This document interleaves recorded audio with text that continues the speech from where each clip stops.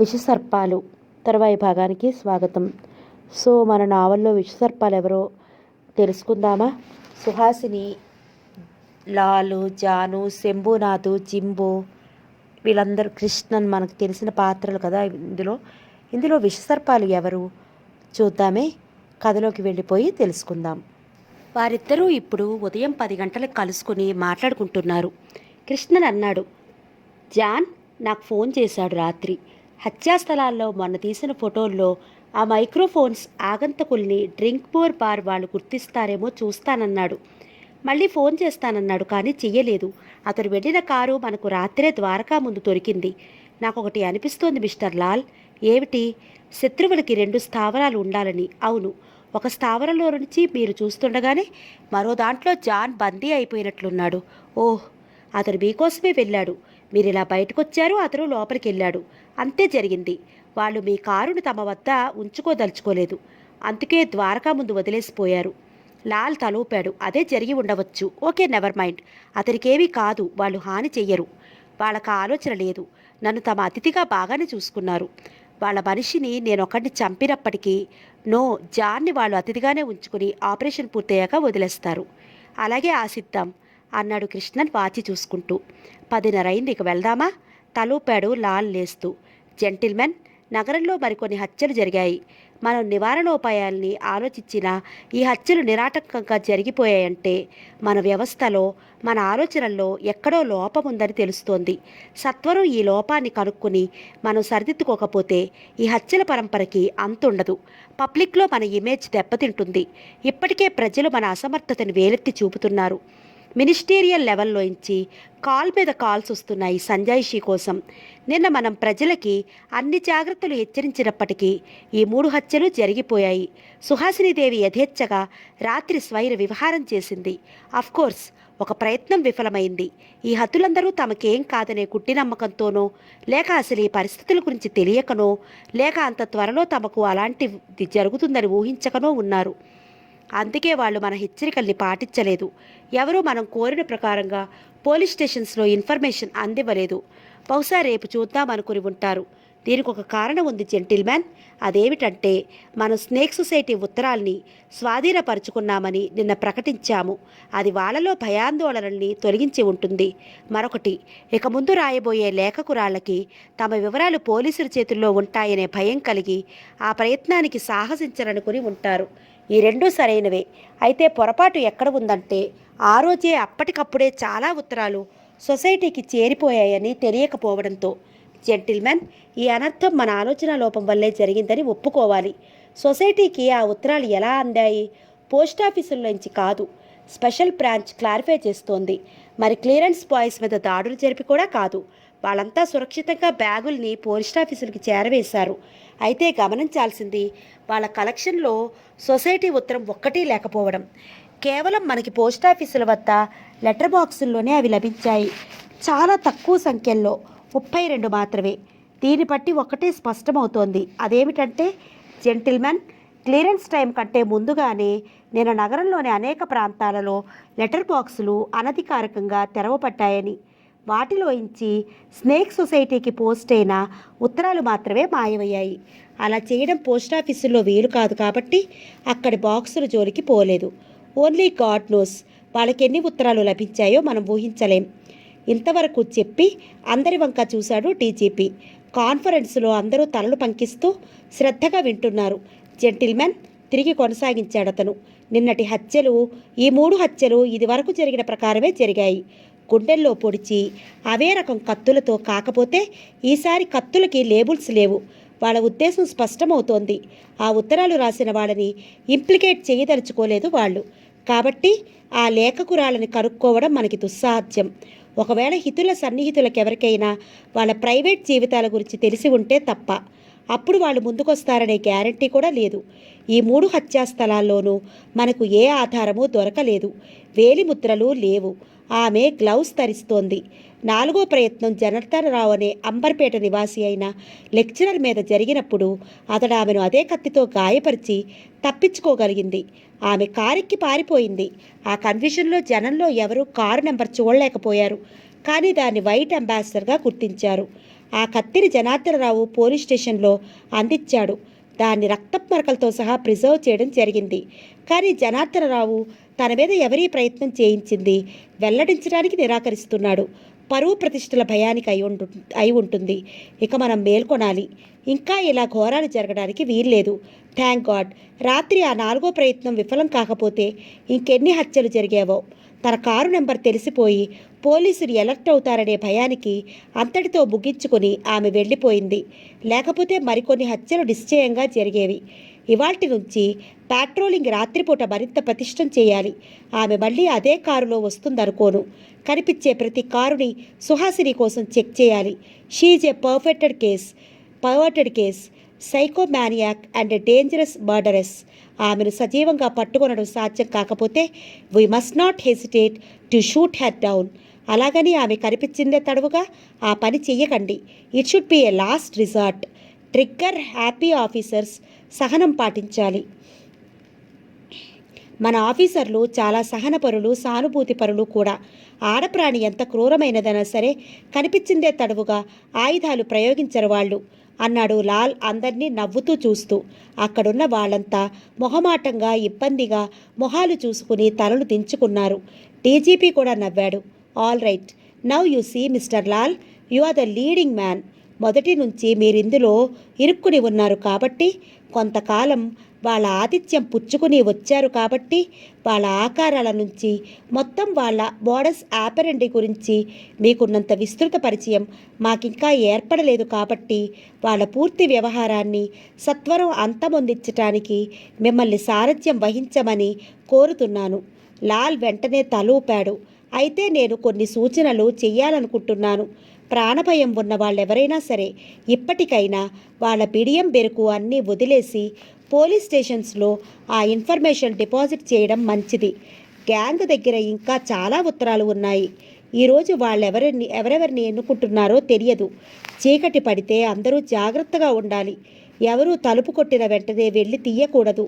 ముందు ఆ మనిషి ఎవరో నిర్ధారించుకోవాలి. అనుమానం వేస్తే ఉపాయంగా పట్టుకోవడానికి ప్రయత్నించాలి. లేదా భయం వేస్తే కేకలు వేసి ఇరుగు పొరుగు వారిని అలర్ట్ చేయాలి. ఈరోజు మళ్ళీ సుహాసిని ఫోటో ఈవినింగర్స్లో వేసి ఆమెను బాగా గుర్తుంచుకోమని ప్రజలకి విజ్ఞప్తి చేయాలి. ఇప్పుడు కొన్ని గంటల్లో సిటీలోని అన్ని లెటర్ బాక్సులకి తాళాలు మార్చేయమని ఆదేశించాలి.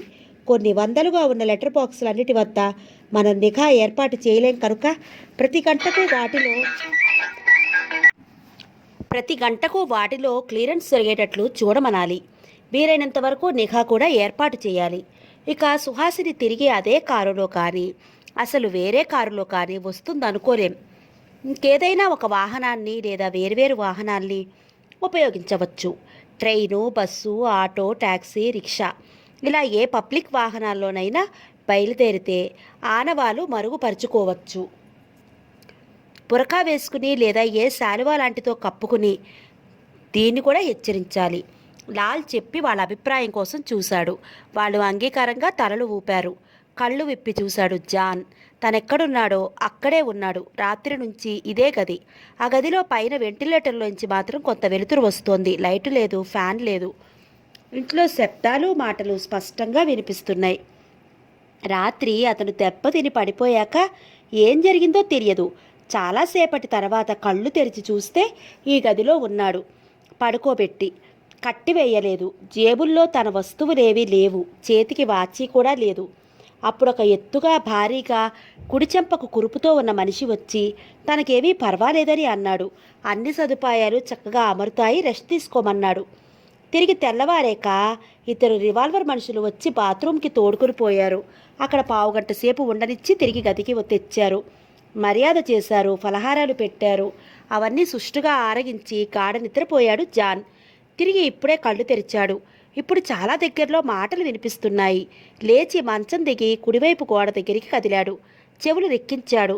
ఆ పక్క గదిలోంచే వినిపిస్తున్నాయి. మీ ఒక్కొక్కడి తెలివి తక్కువతనానికి నాకు ఒళ్ళి మండిపోతుంది జింబో. మిమ్మల్ని షూట్ చేస్తాను. ఆగు, ఈ ఒక్కసారికి క్షమించు. ఈ రాస్కిల్స్ వల్ల అలా జరిగింది. పోతే బ్రోతల్స్కి, లేకపోతే బఫూన్ పనులు. వీడని నేను తీర్చిదిద్దుతాను. ఈ ఒక్కసారి క్షమించు. ఇదింకా బాస్కి తెలియదు. లేకపోతే యాసిడ్లో పడుండేవాడిని ఇప్పటికి నేను. ఇదంతా సీరియస్ సిచ్యుయేషన్ తెలుసా మీకు? మూషికల్లారా. ఆ డిటెక్టివ్ని తప్పించుకొనియడం అంటే మనం సూసైడ్ చేసుకోవడమే. జాన్ ఉలిక్కిపడ్డాడు ఈ చివరి మాటలకు. నో, ఆ డిటెక్టివ్ ఏమీ చెయ్యలేడు. మన వ్యాన్ తీసుకెళ్ళాడు, కానీ దానివి ఫేక్ నెంబర్లు. ఆ ఇంటి ఓనర్ని పట్టుకుని మనల్ని ట్రేస్ చేయలేడు. మేము వస్తూ వాడి పీక నొక్కి వచ్చాం. ఓ శభాష్ జింబో, ఇప్పుడు నీ తెలివిని మెచ్చుకుంటున్నాము. మరి ఇవాళ మన ఆపరేషన్ జరుగుతుంది, దానికి అడ్డు లేదు. ఇదిగో లిస్టు తయారు చేశాడు బాస్. ఇవాల్టి సుహాసిని కోట ఇది. గాడ్, ఇందర్నే నిన్నటి కోట పూర్తి చేయలేదామె, అందుకని నిన్న మిగిలింది ఇవాటిది కలిపి ఇచ్చాడు బాస్. ఇవాళ ఎలాగైనా పూర్తి చేయాలి. వెరీ బ్యాడ్ జింబో, ఇంకా మనకు లెటర్స్ దొరికేటట్టు లేవు. వాళ్ళు మోసం గ్రహించే ఉంటారు. మనం ఆ ఛాయలకి పోవడం ఇప్పుడు ప్రమాదకరం. నిన్నటి ముఠాని మానిపించు. వాళ్ళ ఫీజు ఇచ్చేసాంగా, మళ్ళీ పరిస్థితులు అనుకూలిస్తే చూద్దాం. పైగా ఇప్పుడు ఎవరు మనకి ఉత్తరాలు రాస్తారో అనుకోను. పోలీసులు చెడగొట్టారు హెచ్చరికలు చేసి. బాస్ రెచ్చిపోయాడు జింబో, కానీ దీనికి మనల్నేమి అనడు. మనం ఉన్నంతలోనే ఎక్కువ ఫలితాన్ని సాధించి తృప్తిపరచుదాం. బాస్కి తృప్తి లేదు, శాడిస్టులకి తృప్తి ఉంటుందా? శాడిజంతో మనల్ని వేధించడం లేదు, అది నయం. ఇవాళ అంతా సజావుగా సాగితే రేపటికి పూర్తి కోటాతో ఆపరేషన్ని ముగించేయవచ్చు జింబో. ఆ తర్వాత బెంగళూరు అంటున్నాడు బాస్. బెంగళూరా? I love that place, I love that city. ఆ తర్వాత బొంబాయి, కలకత్తా, న్యూఢిల్లీ, మద్రాసు, ఇలా 4 చోట్ల నెల రోజుల్లో ముగించుకుని డిస్పర్స్ అయిపోవాలి. బాస్ మిడిల్ ఈస్ట్ వెళ్ళిపోతాడు. అప్పుడు మనం వీలైతే వేరే ఆర్గనైజేషన్ని స్థాపించుకుందాం. I love it, I love it. మరి సుహాసిని? ఓహ్, ఆ పూర్ గర్ల్. మన యాక్టివిటీ పూర్తయ్యాక ఆమెను ఫినిష్ చేయమన్నాడు బాస్. గాడ్, ఈ ఉద్రేకంలో ఆమె మనం తనకేం చేశామో ఆలోచించడం లేదు. ఏ క్షణంలోనైనా నార్మల్కి వస్తే తన ఫాదర్ చావుకి, లవర్ చావుకి, మదర్ చావుకి బ్రదర్ మనల్ని బతకనిస్తుందా అని. ఆమె నార్మల్కి రాకుండా చూడాలి. ఆమె మన మీదకి తిరగబడకూడదు యుసి. లేకపోతే మనం మన ఆపరేషను టక్కుట మారాలని ఏ దమ్మున గోవిందా. యాసిడ్లో పడడం కంటే అది ఘోరం కదూ. ఓహ్, అలా అనకు. అసలు ఎక్కడుంది యాసిడ్ గుంట? బాస్ ఊరికే అలా సినీ విలన్ స్టైల్లో బెదిరిస్తాడు, కానీ తవ్విస్తాడట అప్పటికప్పుడు. పెద్ద శాడిస్టు. పద అతని దగ్గరికి వెళదాం, సెషన్కి కూర్చోవాలి. వాళ్ళు వెళ్ళిపోతున్న అడుగులు, ఆ తర్వాత నిశ్శబ్దం. జాన్ తేరుకుని కదిలాడు. లాల్ తప్పించుకున్నట్లు అర్థమైంది. అతన్ని ఇక్కడ బంధించలేదు. ఆ చోటు వేరే, ఈ చోటు ఎక్కడో తనకు బాగా తెలుసు. లాల్ ఎలా తెలుసుకుంటాడు? అంతలో ఎవరిదో దగ్గినిపించింది ఇటుపక్క గదిలోంచి. ఆడగొంతు. జాన్ కలవరపడ్డాడు. ఎవరిది? సుహాసినియా? ఆమె ప్రక్క గదిలోనే ఉందా? వేగంగా అటు నడిచి గోడకి చెవి ఆనించాడు. ఏమీ వినిపించలేదు. మళ్ళీ నిట్టూర్తూ వచ్చి పడుకున్నాడు. కప్పుకేసి చూస్తూ తీవ్రంగా ఆలోచించసాగాడు. ఎలా బయటపడాలి? నో, స్నేక్ సొసైటీ అలా చేయదు. వాళ్ళు చంపుతున్నారు, నీలా బెదిరించరు. నువ్వు చెప్తున్నది అబద్ధం. సాధ్యమైనంత గొంతు పెంచి అరిచాడు విశ్వేశ్వరరావు ఫోన్లో. 60 ఏళ్లవాడు. 20 ఏళ్ళయింది భార్య గతించి. సరే మిస్టర్ రావు, నా మాటలు నమ్మకపోతే నీ కర్మ. నీ మీద 3 ఉత్తరాలు అందాయి. నీ వీధిలో వాళ్ళే రాశారు. వాళ్ళ పిల్లల్ని నువ్వు యు హ్యావ్ సెక్షువల్లీ ఎసార్టెడ్ దెమ్. కానీ చూస్తూ చూస్తూ నీ ముసలి ప్రాణాలు తీయడానికి మనసు ఒప్పడం లేదు. మేం తీయదలుచుకుంటే నువ్వు చేయగలిగిందేమీ లేదు కూడా. నీకు జరిమానాతో క్షమించేయాలనుకుంటున్నాం. ఇంతకు మించి గత్యంతరం నీకు లేదు. చెప్పు, నీకేదిష్టం? ఎంత కావాలి నీకు? కనీసం 3 లక్షలు. రావు ఆలోచించాడు. సరే, ఎప్పుడొస్తావు? నువ్వే రావాలి. ఎక్కడికి? వరంగల్ రూట్లో తాటితోపుకి. వివరంగా చెప్పు. కాసేపు అవతల నుంచి వేగంగా మాటలు వినిపించాయి. అర్థమైందా? రాత్రి 12:30కి. అలాగే వస్తాను. నిన్ను గుర్తించటానికి ఈ కోడ్ చెప్పాలి. ఏమిటది? కొసప్రాణం కాసుల బేరం. కట్టయింది లైను. అతడు నిట్టూరుస్తూ పెట్టేశాడు. అవతల శంభునాథ్ కూడా పెట్టేసి బిగ్గరగా నవ్వాడు. వెంటనే ప్రక్కరున్న యువతి ఎత్తి తను ఇంకో నెంబర్ తిప్పసాగింది. ఎలా ఉంది జింబో? జింబో సకిలిస్తూ గంతులేయసాగాడు. హై హయ్యా, హై హయ్యా. ధనమేరా అన్నిటికీ మూలం. ఆ ధనము విలువ తెలుసుకొనుట మానవ ధర్మం. శంభునాథ్ విరగబడి నవ్వసాగాడు. ఆ కారు చల్లని మెర్క్యూరీ దీపాల కాంతిలో మెత్తగా జారిపోతోంది. సమవేగంతో ఏ తొందరపాటు లేకుండా తీరిగ్గా సాగిపోతున్న ఆ వైట్ అంబాసిడర్ని చూస్తే ఎవరికీ అనుమానం కలగదు. ఆ పరిస్థితుల్లో అది ఆపిన ప్రతి చోట ఆగి అనుమానాలు తీర్చి పోతోంది అధికారులకు. ఆ కారులో ఉన్న ఒకే ఒక్క మనిషి, టీవీగా డ్రైవ్ చేస్తున్న ఆమెలో ఎలాంటి అదురు బెదురు లేవు. ప్రతి అడ్డంకి వద్ద తను జయిస్తున్న గర్వపాటు కానీ, ప్రతి అధికారిని చిత్తు చేస్తున్న బిడిసిపాటు కానీ ఏ కోసానా ఆమెలో లేవు. ఆమె ముఖంలో ఎలాంటి భావాలు లేవు. అది ఎప్పటి స్థితిలోనే ఉంది శిలగా. ఆమె కారు బాలానగర్ వైపు సాగిపోతోంది. నైట్ పెట్రోలింగ్ చేస్తున్న పోలీసు వ్యాన్లు సాధ్యమైనంత వరకు ప్రతి వీధిని కవర్ చేయడానికి ప్రయత్నిస్తున్నాయి. అంతకుముందే సాయంకాలం వీధి వీధికి తిరిగి హెచ్చరికలు చేశారు. ప్రతి వీధిలోని యువకులు జట్లు జట్లుగా ఏర్పడి వంతుల వారీగా రాత్రి కాపలా ఉండాలని కోరారు. కానీ దానికెవరూ అంగీకరించలేదు. వాళ్ళంతా సుహాసిని చేస్తున్న దాన్నే బలపరిచారు.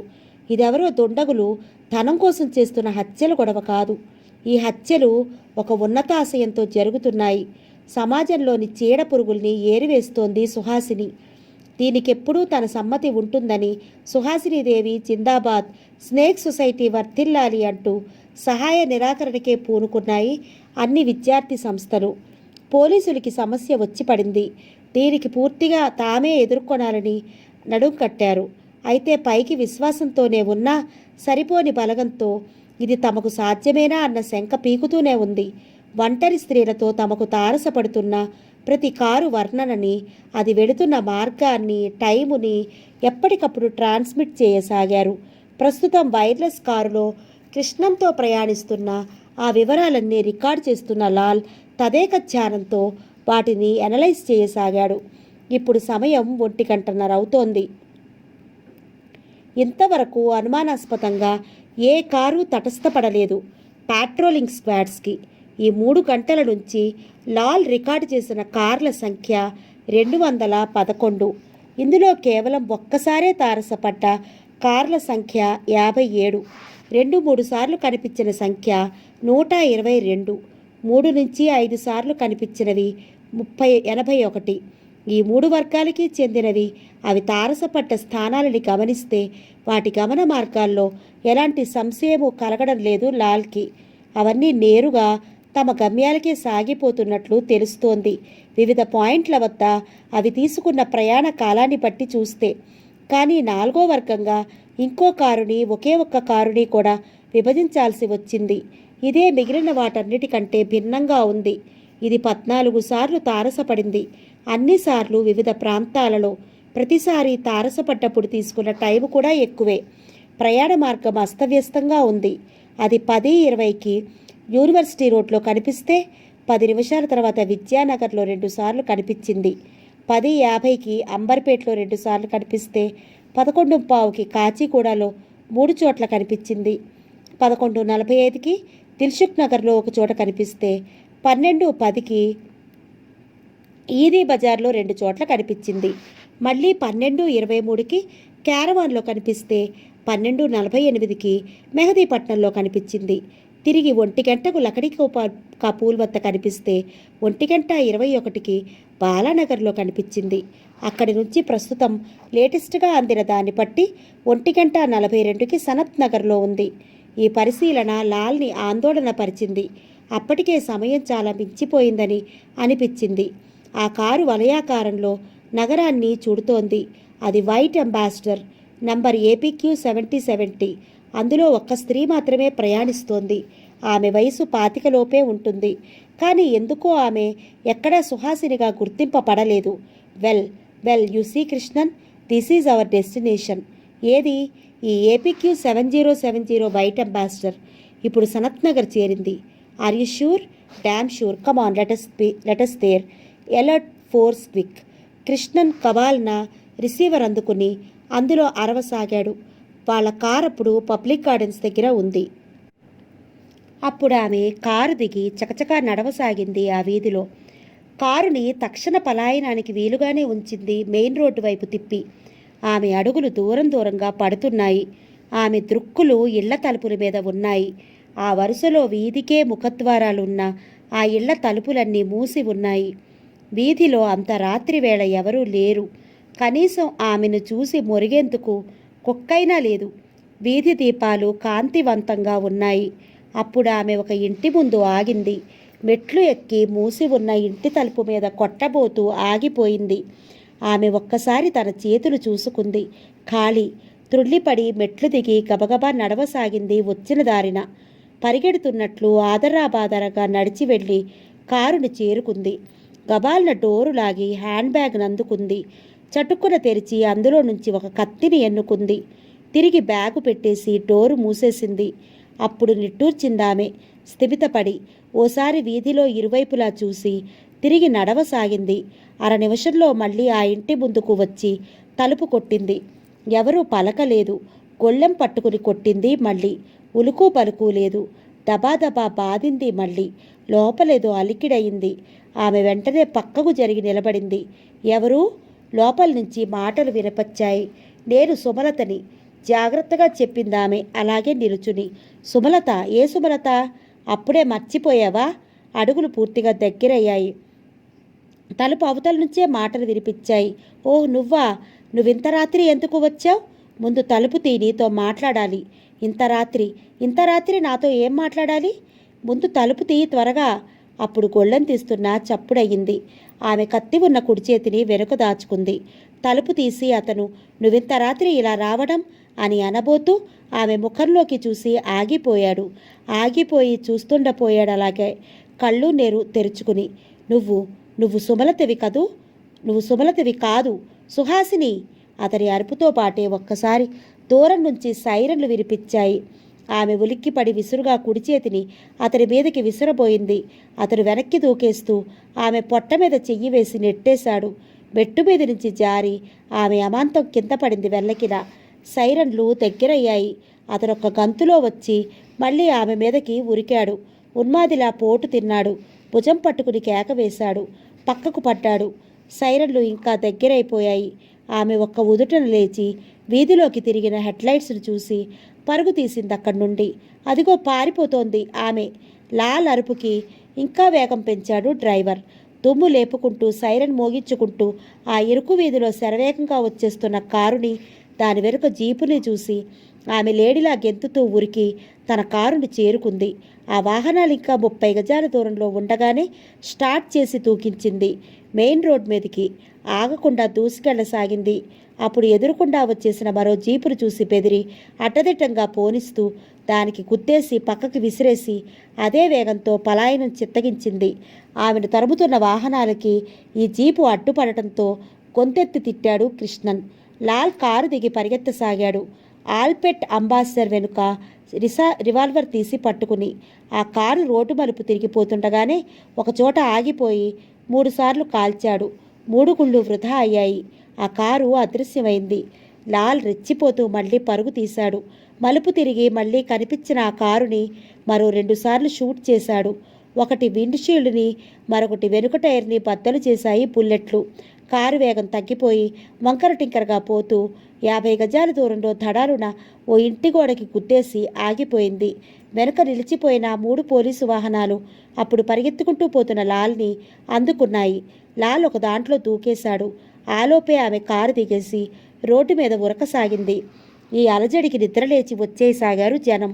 ఆ కోలాహలంలో పోలీసు వాహనాలు ఇంకా సైరన్లు మోగించుకుంటూ ఆమె వెంట పడ్డాయి. ఇన్స్పెక్టర్, ఆమె వేగం చూడండి. ఏ సందులోకి తిరిగిపోయినా కష్టం. మిగతా ఫోర్స్ ఏమైంది? ఇంకా చేరుకోలేదెందుకని? Oh driver, you drive fast. Lal అరవసాగాడు ఉద్రేకంగా. వెనక నుంచి హెడ్లైట్లు అంతకంతకి కాంతిమవుతుంటే ఆమె హఠాత్తుగా ఎడమ పక్క కనిపించిన సందులోకి దూరిపోయింది.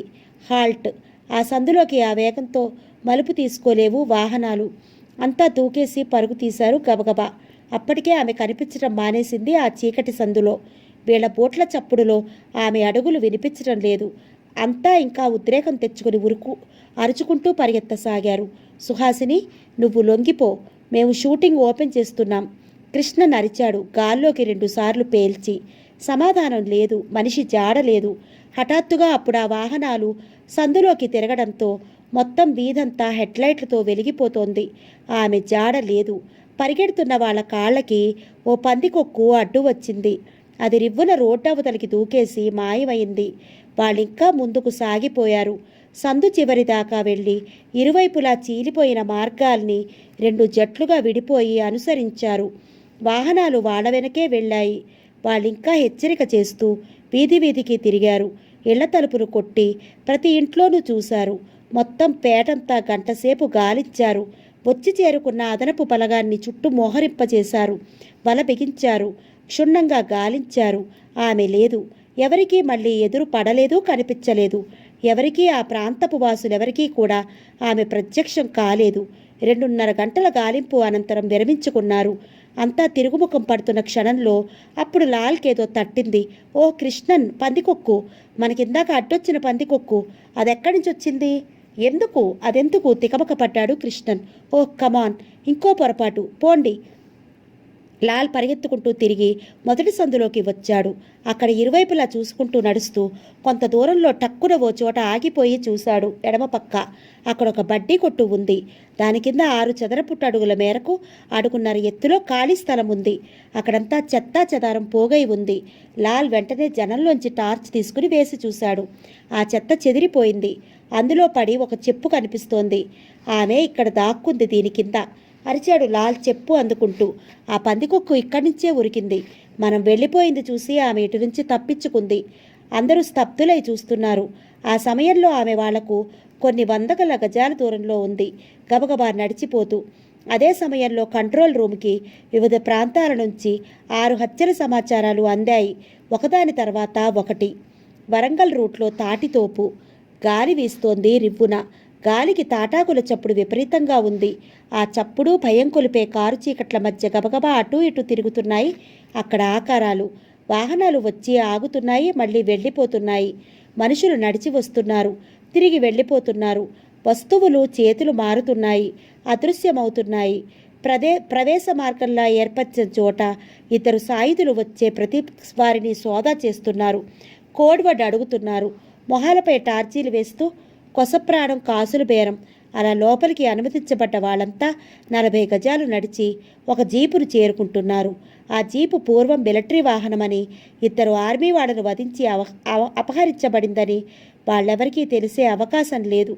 ఆ కటిక చీకట్లో నీలంలోకి మారిపోయిన దాని రంగుని గుర్తించలేరు. దాన్ని గుర్తుపెట్టుకోవడానికి లైసెన్స్ ప్లేట్లు అసలే లేవు. అందులో మాత్రం లైటు వెలుగుతోంది. దాని ముందు మరిద్దరు సాయుధులు నిశాచరుల్ని వరుసలో ఉంచుతున్నారు. వరుసగా చిన్నగా కదులుతోంది. వరుసలో వచ్చే ప్రతి వారిని అడుగుతున్నాడు శంభూనాథ్. మీ పేరు? చెబుతున్నాడు నిశాచరుడు. Yes Paul Kapoor. ఎంత ఆఫర్ చేశారు? 5 లక్షలు. లిస్టు చెక్ చేసి చెప్తున్నాడు జింబో. Correct mister Yashpal Kapoor, 5 lakhs. చేయి చాపుతున్నాడు శంభూనాథ్. బ్రీఫ్ కేసు అందుతోంది చేతికి. నోట్లు నిండిపోతున్నాయి ట్రంకులో. అభివాదం చేస్తున్నాడు చిరునవ్వుతో. Very very happy. 100 ఏళ్ల ఆయుష్ మీకు. నెక్స్ట్. వరుసలో మరో నిశాచరుడు అజయ్ కుమార్. మీరు 5 లక్షలు ఆఫర్ చేశారు. వరుసలో ఇంకో నిశాచరుడు విశ్వేశ్వరరావు. మీరు 3 లక్షలు ఆఫర్ చేశారు. వరుసలో ఇంకో. ఇలా నిమిషానికి ఒకరు చొప్పున దాదాపు 30 మంది నుంచి గంటలోగా వసూళ్లు పూర్తయ్యాయి. అప్పుడు ఆ ప్రాంతం నిర్జనమైపోయింది. ఆ 6 తప్ప. నిండిన ట్రక్కుల్లోకి చూస్తూ భుజాలెగరేశాడు శంభూనాథ్ ఆత్రంగా. వెరీ గుడ్, ఈరోజు బాగుంది నిన్నటి కంటే. జింబో సకలించాడు అందులోకి చూస్తూ. మొత్తం కలెక్షన్లు ఎంత జింబో? అందరూ ఉలిక్కిపడ్డారు. ఆ మాటలు చీకట్లోంచి వినిపించాయి. బోట్ల చప్పుడు టకటకా వినిపిస్తోంది రాళ్లలో. ఆ ఆకారం దగ్గరికి వచ్చి జీపులోకి తొంగి చూసింది. మొత్తం కలెక్షన్లు ఎంత జింబో? జింబో చకచకా లిస్టులో అంకెలు కూడి చెప్పాడు. 1,35 lakhs బాస్. ఆ ఆకారం పెద్ద పెద్ద కళ్ళలో ట్రంక్లోకి చూసి జీపెక్కింది. నిన్నటి కలెక్షన్ ఎంత జింబో? Only 93 lakhs boss. ఆ ఆకాశం విరకబడి నవ్వసాగింది, నోట్లను పైకెత్తి ఎగరవేస్తూ. Very well, good progress, let's go.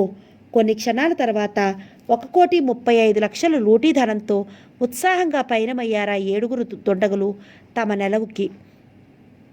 తెల్లవారేసరికి నగరమంతా ప్రాకిపోయింది హత్యల వార్త. ప్రజలకిప్పుడు సుహాసిని చాకచక్యం మరింతగా చర్చనీయాంశమైంది. ఎవరి నోట చూసినా ఆమె గురించి వ్యాఖ్యలే, ఆమెకు ప్రశంసలే. మరి 6 హత్యలు? ఈ హత్యలకి గురైన వాళ్ళంతా సామాన్య పౌరుల పురుషులే. మొదటి పురుషుడు విద్యానగర్లో ఒక టీచర్, 2వ అతను కాచిగూడలో కాంపౌండర్, 3వ అతను దిల్సుఖ్ నగర్లో క్లర్క్, 4వ అతను ఈదీ బజార్లో గాజుల వ్యాపారి, 5వ అతను మెహదీపట్నంలో చిన్న హోటల్ ఓనర్, 6వ అతను బాలానగర్లో ఒక ఫోర్మ్యాన్, సనత్ నగర్లో ఫోటోగ్రాఫర్ భుజంలో గాయంతో తప్పించుకోగలిగాడు. అదే ఆమె చేసిన చివరి దాడి. విఫలమైన యత్నం. కత్తులున్నాయి, ఇంకే ఆధారాలు లేవు. ఆ ఫోటోగ్రాఫర్ తన అనుభవాన్ని ప్రెస్ వాళ్ళకి పదే పదే వినిపించసాగాడు. అయితే తన మీద ఎవరీ దాడి జరిపించింది చెప్ప నిరాకరించాడు. హతులైన 6గురిలో ఎవరూ కూడా పోలీస్ స్టేషన్స్లో కోరిన వివరాలు దాఖలు చేయలేదు. ఆ వైట్ అంబాసిడర్ని రాత్రే స్వాధీనం చేసుకున్నారు. అందులో ఆమె వదిలేసిన హ్యాండ్ బ్యాగ్లో ఇంకా 7 కత్తులున్నాయి. ఇంకేమీ లేవు. ఇంతవరకు సుహాసిని వదిలిన తన వ్యక్తిగత ఆధారాల్లో ఆ లేబుల్స్ మీద ఆమె చేతి వ్రాత, లెక్చరర్ మీద దాడి జరిపినప్పుడు ఆ కత్తి మీద ఆమె రక్తం మరకలు, ఇప్పుడు ఈ పడ్డీ కొట్టు కింద వదిలేసిన కుడికారు చెప్పు ఉన్నాయి. ఆమె పలాయన వృత్తాంతం హాట్ పొలావ్ అయింది. పత్రికల వాళ్ళకి పిలవని పేరంటంలా వచ్చి పడ్డారు పోలీసుల వద్దకు. ఆమె చాకచక్యాన్ని తామే పొగిడి కొండెక్కించడం ఇష్టపడక నోరు మెదపలేదు పోలీసులు. ప్రెస్ వాళ్ళు అప్పుడు వాళ్ళ అసమర్థతని ఎత్తి చూపారు. పోలీసులు అది ఒప్పుకున్నారు. లాల్ కూడా తన అసమర్థతని అంగీకరించాడు. వాళ్ళింకా ఇంటర్వ్యూలు, ఫోటోలు, కామెంట్ల కోసం వేధిస్తుంటే లాల్ అందరినీ పోగేసి ఇలా డెలివరీ చేశాడు ఉపన్యాసాన్ని. ఒప్పుకుంటాను, మీరంతా నాపై ఉంచిన విశ్వాసాన్ని వమ్ము చేశాను. మరిన్ని హత్యలకు ఆస్కారం ఇచ్చాను. కట్టెదుట హంతకురాల్ని పట్టుకోలేకపోయాను. దీన్ని బట్టి ఇక నాకేమనిపిస్తుందంటే మై డియర్ ఫ్రెండ్స్, నా శక్తి సామర్థ్యాలు ఉడిగాయి. నేను ఇక క్షమార్పణలతో ఈ బాధ్యతను వదులుకోక తప్పదు. ఇంకొకరెవరైనా సమర్థుడిని దీనికి ఎన్నుకోమని డీజీపీ గారికి నా విజ్ఞప్తి. ఇది పోలీసు వర్గాల్లో కలవరం రేపింది. మిస్టర్ లాల్, మీరు ఇలా చెయ్యలేరు అన్నాడు డీజీపీ స్వయంగా ఫోన్ చేసి ఇంటికి. నేనింతకంటే ఏం చెయ్యలేను సార్ అన్నాడు లాల్ బాధగా. వాళ్ళింకా చెలరేగిపోతారు మిస్టర్ లాల్. పోనివ్వండి సార్, అలా జరగాలనే నేను కోరుకుంటున్నాను. ఓహ్, ఏమిటి మీ మోటివ్ మిస్టర్ లాల్? నేను ఇక నుంచి గుప్తంగా పనిచేయాలనుకుంటున్నాను సార్. వివరంగా చెప్పండి. ప్రజలు శత్రువుల దృష్టిలో లాల్ విరమించుకున్నాడు, కానీ మీ పోలీసుల దృష్టిలో ఇంకా ప్రయత్నిస్తూనే ఉన్నాడు. Good, very well. మీ ఐడియా చెప్పండి. ఇలా కాదు, మిమ్మల్ని కలుసుకోవాలి అరగంటలో కమిషనర్, ఇన్స్పెక్టర్ కృష్ణన్. మీరు మాత్రమే ఉండాలి సార్ అక్కడ. అలాగే ఇప్పుడే వాళ్ళని రమ్మంటాను. Thank you. అక్కడ ప్రెస్ వాళ్ళు ఉండకుండా చూడండి. ఫోన్ పెట్టేస్తూ లేచాడు లాల్. అరగంటలో అతను డీజీపీ ఆఫీసులో ఉన్నాడు. వాళ్ళ ముగ్గురి ముందు కూర్చుని చర్చిస్తూ. తిరిగి ఆమె రాత్రి స్వేచ్ఛగా తన పని పూర్తి చేసుకుంటోంది. అయినా ఆమెను మన వాళ్ళెవరూ గుర్తించలేకపోయారు. వాళ్ళందరినీ ఫోల్స్ చేసింది. ఎలా చేసిందో కనుక్కున్నారా? తలూపాడు కమిషనర్. అప్పుడు ఆ కార్ నెంబరు మనకి తెలియదు. పైగా ఆమె డూప్లికేట్స్ తగిలించుకొచ్చింది. మొన్నటి సంఘటనతో జాగ్రత్త పడి వైట్ అంబాసిడర్లో ఒక స్త్రీ పోతున్నంత మాత్రాన అనుమానించలేరు కదా. ఆమె సుహాసిని కావాలి.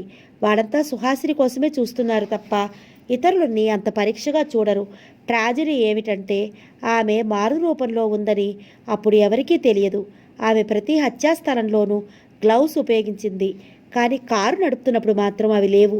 జాగ్రత్త పడింది పట్టించేస్తాయని. ఇప్పుడు నాకొక్కటే అనిపిస్తోంది, ఆమె మారు రూపంలో ఉంది. మన ముందు మాస్క్తో కనిపించి హతుల ముందు అసలు రూపంతో ప్రత్యక్షమైంది. అలాగే జరిగింది మిస్టర్ లాల్. ఓకే, అలాగే అనుకుందాం. మరి ఇప్పుడు ప్రశ్న ఏమిటంటే ఆమె మళ్ళీ ఈరోజు కూడా ప్రయత్నిస్తుందా అనేది. తప్పకుండా ప్రయత్నిస్తుంది. మీరు విరమించుకున్నట్లు వాళ్ళకి తెలిసిపోతుంది. తెలిసే విధంగా మనం ఇంకా ప్రచారం చేయాలి. నేను పోయినంత మాత్రాన వాళ్ళు విజృంభిస్తారనుకోను. I can't value myself too high. మీ ఫోర్స్ ఉంది. మిమ్మల్ని అంత తేలిగ్గా తీసుకోలేరు వాళ్ళు. అందుకని దీనికి ఒక మార్గాన్ని అనుసరించాలి. ఏమిటది అడిగాడు డీజీపీ. రేడియోలో ప్రసారం చేయాలి, మధ్యాహ్నం ప్రాంతీయ వార్తల్లో, ఇంకా ప్రెస్కి రిలీజ్ చేయాలి. ఈ హత్యలు ఇంకా జరిగే అవకాశం లేదని మీరు భావిస్తున్నట్లు, నిన్నటి అనుభవంతో సుహాసిని మళ్ళీ ప్రయత్నించిందని మీరు నమ్ముతున్నట్లు, కనుక ప్రజలు ఇప్పుడు నిశ్చింతగా ఉండవచ్చని మీరు హామీ ఇస్తున్నట్లు ప్రకటించాలి. మీరు ఈ భ్రమతో ఉన్నట్లు శత్రువుల్ని నమ్మించాలి. అప్పుడే వాళ్ళు ఇంకా చెలరేగిపోతారు. కానీ మనకేమిటి ప్రయోజనం? మనకి ఉంటుంది ప్రయోజనం అన్నాడు లాల్ వెంటనే. వాళ్ళిక ఏమి చేయరన్న భ్రమతో ఉండి మీరు మీ బందోబస్తుని ప్రయత్నాల్ని విరమించుకుంటున్నట్లు వాళ్ళకి తెలిస్తే, అలా భావిస్తే, అప్పుడు తప్పకుండా వాళ్ళు తమ ప్రయోజనాలు చూసుకుంటారు. ఇక్కడ ఇచ్చిపుచ్చుకోవడం జరగాలి. మనం ఏదైనా ఇస్తేనే తిరిగి వాళ్ళ నుంచి పొందగలిగేది. మనం వాళ్ళకు ఒక అవకాశం ఇద్దాం. నా ఐడియా ఏమిటంటే వాళ్ళకి ఇలా సేఫ్టీ ఫీలింగ్ కలిగిస్తే అప్పుడు వాళ్ళు విశృంఖలత్వం నుంచి మన ముందు మీరు మొన్న స్వాధీనం చేసుకున్న స్నేక్ సొసైటీ ఉత్తరాలను తిరిగి వాళ్ళకి పోస్ట్ చేయాలి. నా ఐడియా ఏమిటంటే వాళ్ళకి ఇలా సేఫ్టీ ఫీలింగ్ కలిగిస్తే అప్పుడు వాళ్ళ విశృంఖలత్వం నుంచి మన ప్రయోజనం సాధించవచ్చు. దీనికి ఒక మార్గం ముందు మీరు మొన్న స్వాధీనం చేసుకున్న స్నేక్ సొసైటీ ఉత్తరాన్ని తిరిగి వాళ్ళకి పోస్ట్ చేయాలి. ఆ ఉత్తరాలు 32 ఉన్నాయి. వాటిని వివిధ ప్రాంతాలలోని లెటర్ బాక్సుల్లో ప్లాంట్ చేయాలి. క్లియరెన్స్ వాళ్ళకి వాటిని ముట్టుకోవద్దని చెప్పాలి. దీనికి ముందు ఈ హత్యలకి సూచించబడే వ్యక్తుల్ని కాంటాక్ట్ చేయాలి. మన ప్రయత్నం తెలియజేసి సహకారం కోరాలి. ఆ 32 మంది ఇళ్లల్లోనూ మన వాళ్ళు ఉండేలా చూడాలి. వాళ్లే ఆ వ్యక్తులుగా నటించాలి. సుహాసిని వచ్చే వరకు ఆమె తప్పకుండా వస్తుంది ఆ ఉత్తరాలు అందుకుని. ఇందులో ఇంకెవరి ప్రాణాలతో రిస్క్ లేదు. అంతా మనవాళ్లే కనుక సక్సెస్ అవుతుంది. అంటే ఆమె అలా చంపడానికి వచ్చినప్పుడు మన ఆఫీసర్ ఉపాయంగా పట్టుకుని బంధిస్తాడన్నమాట అన్నాడు డీజీపీ. అంతే, ఇంతకంటే మార్గం లేదు, పరిష్కారం లేదు. 32 మంది ఇన్స్పెక్టర్ని వెంటనే సెలెక్ట్ చేయండి. ఇది ఈ రాత్రికే జరగాలి. వాళ్ళకు ఆ ఉత్తరాలు ఈరోజే అందిపోవాలి. వెంటనే ఆయా వ్యక్తుల అంగీకారం తీసుకుని పోస్ట్ చేసేయండి ఉత్తరాల్ని. మరొక విషయం, మన లెటర్ బాక్సులన్నిటికీ తాళాలు మార్చారనుకుంటాను. అవును, అవన్నీ తీసేసి మళ్ళీ అదివరకటివే వేసేయమనండి. తాళాలు మార్చినట్లు శత్రువులకు తెలియదు కాబట్టి వాళ్ళు అలాగే వస్తారు. టైపు తాళాలు వాడుతున్నారు. ఏ టైపు తాళాలు వాడుతున్నారు? F4 F5. వెల్, వెంటనే ఆ పాత తాళాలే వేసేయమనండి. ఆ ఉత్తరాలన్నీ మీరు విప్పి చూసారా? చూశాము. అయితే వాటిని క్రొత్త కవర్లలో పెట్టి ఒక్కొక్కరు ఒక్కొక్క దాన్ని అడ్రస్ రాయండి. దస్తూరి కలవకుండా. తరువు పేరు వాడు ముగ్గురు. అలాగే. కానీ మిస్టర్ లాల్, నాకొకటి అర్థం కావడం లేదు. ఇలా సమాజాన్ని సంస్కరించాలన్న విచారం వీళ్ళకెందుకు పట్టుకుంది? ఏ ఆధారం మీద వీళ్ళు ఇంత శ్రమ పడుతున్నారు? అంటే వీళ్ళకిందులో విచ్చలవిడిగా డబ్బు ఖర్చు అవుతుందని తెలుస్తూనే ఉంది. ఈ డబ్బంతా ఎక్కడి నుంచి వస్తోంది? వీళ్ళకి ఎందుకు పని కట్టుకుని ఈ పని కోసం వెచ్చిస్తున్నారు? ఏమిటి వీళ్ళ ఇంట్రెస్ట్? వీళ్ళల్లో దుర్మార్గులు హంతకులే ఉన్నారు. వీళ్ళకేమిటి సంఘాన్ని సంస్కరించాలని చింత? స్త్రీ రక్షకులుగా చాటుకుని ఏమిటి వీళ్ళు ఆశిస్తున్నది ప్రతిగా? అవును, నిజమే. ఈ సందేహం నాకు వచ్చింది. వీళ్ళెవరో నిస్వార్థ సేవకులుగా బయలుదేరారంటే నాకు అనుమానం వేసింది. ఇలాంటి కిరాతకులు సంస్కర్తలు కాలేరు. ఏ ప్రయోజనం లేకుండా ఎందులోకి దిగరు. ఇలా డబ్బు ప్రాణాలు వెచ్చించడానికి వీళ్ళు పిచ్చివాళ్ళైనా కావాలి. లేకపోతే మనకు తెలియని గేమ్ ఏదో ఆడుతూ ఉండాలి. అదే ఏమిటది? వీళ్ళకి వేరే ఉద్దేశాలు ఏమైనా ఉన్నాయా? నాకు ఒక అనుమానం ఉంది సార్. ఇది మీకు కలిగిందా? ఏమిటది? ఇంతవరకు వీళ్ళు చేయించిన హత్యల్లో ప్రాణాలు కోల్పోయింది సామాన్యులే. వాళ్ళు ప్రకటించిన తర్వాత మొత్తం 9 హత్యలు జరిగాయి. అందులో చిమన్ భాయ్ ఒక్కడు తప్ప మిగతా వారంతా సగటు పౌరులే. అవును, నిజమే. ఎందుకు ఇలా జరగాలి?